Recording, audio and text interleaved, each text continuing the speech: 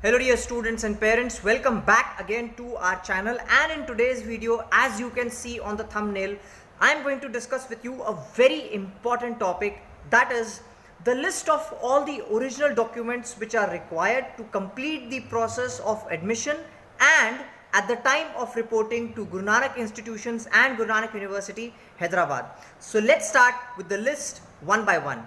The very first important document which is required is the academic transcripts of the relevant and the respective qualifying examination pass certificate.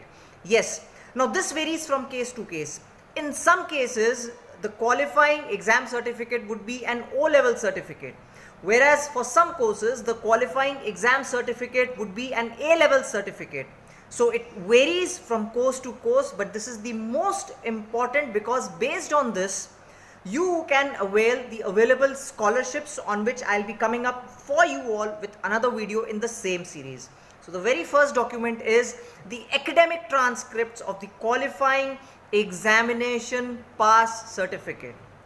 Moving on to the second important document. Students, you will be moving from your respective country to India, crossing the ocean, across continents, and from one country to another country. So yes, you guessed it right. The second most important document which you will be requiring is a valid passport, preferably for minimum duration of 6 months. So I won't be going much deep into it. It's a very relevant certificate, but it is mandatory to have a valid passport. The third important document which you will be requiring is a relevant and valid Indian student visa, which will be issued to you by the respective Indian embassy. And now discussing about the fourth and the most important certificate, students and dear parents, listen to this very carefully.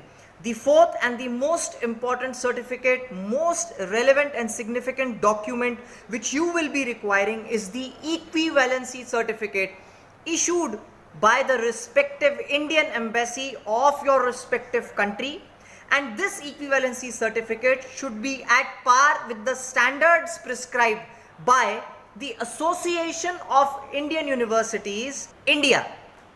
One thing is very important to know about this particular aspect is that equivalency certificate will be obtained only through online mode.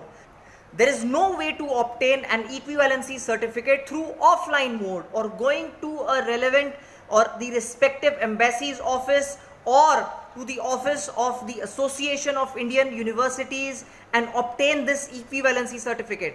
So this equivalency certificate has to be obtained by you through online mode only. Now, the important link of applying for equivalent certificate on online mode is given for your reference down there in the description box, along with the list of all the relevant documents which are being discussed in this video for you all. Moving ahead, the fifth important document which is required is the character certificate or the conduct certificate, which is issued by the institution of your previous studies. Followed by this, the sixth document which we have is the sponsorship letter, if applicable, if it is relevant, if it is required, if it is applicable to you in certain cases.